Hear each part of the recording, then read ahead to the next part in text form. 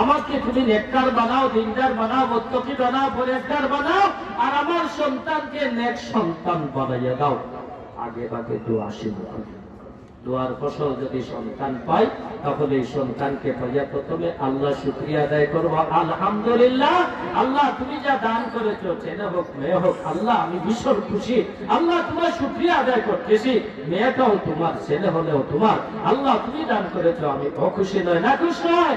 আল্লাহ মেয়ে পাইয়া আমি একটুকু নারাজ নয়, আল্লাহ তোমার দান আমি যথাসম্ভব যথাসাধ্য আল্লাহ এই নিয়ামতের কদর করব। সর্বপ্রথম এই সন্তানের কানে আপনি আযান দেন, ডান কানে আযান দিয়ে শয়তান দূর করেন, বাম কানে ইকামত দিয়ে শয়তানকে দূর করেন। প্রথমে এই শয়তান মুক্ত সন্তানকে আপনি বানাবার চেষ্টা করেন, এটা হলো প্রথম কাজ। এটা সন্তানের অধিকার, মা বাবার উপর। কয়েকটি অধিকার আমি বলে শেষ করবো ইনশাআল্লাহ। মা বাবার উপর সন্তানের প্রথম অধিকার, সন্তান যখন জন্ম নিবে তার কানে আল্লাহর নাম শুনে। কার নাম? আল্লাহর নাম। কার নাম? আল্লাহু আকবার, আল্লাহু আকবার। ডানের কানে প্রথমে আওয়াজটা শুনিয়ে দাও, আল্লাহু আকবার, আল্লাহু আকবার।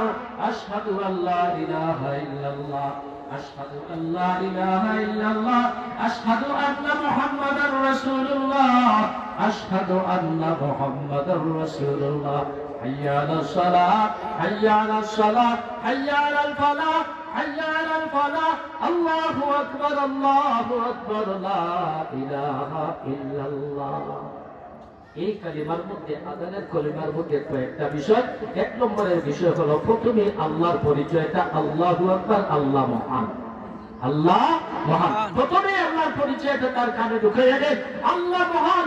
এই দুনিয়াতে আসার পর, এই দুনিয়াতে আসার পর তুমি দেখবা বড় চাকচিক্য, কেউ কিছু তোমাকে দিতে পারবে না, কেউ তোমাকে কিছু করতে পারবে না।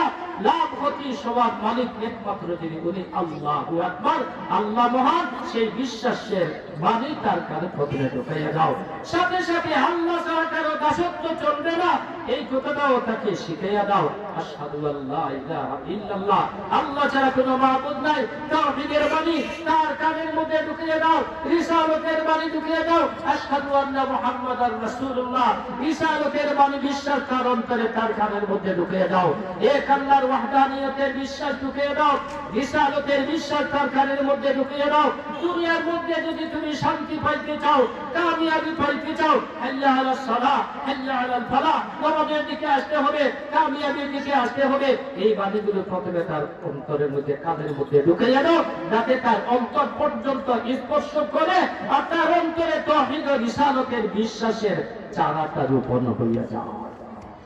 এটা হলো প্রথম দায়িত্ব মা বাবার। সন্তানের অন্তরে তাওহীদের বাণী ঢুকিয়ে দেওয়া, কালিমার বাণী ঢুকিয়ে দেওয়া, আল্লাহর পরিচয়, নবীর রিসালাতের বিষয়টা তার অন্তরে ঢুকিয়ে দেওয়া। বহুত লম্বা আলোচনার দরকার।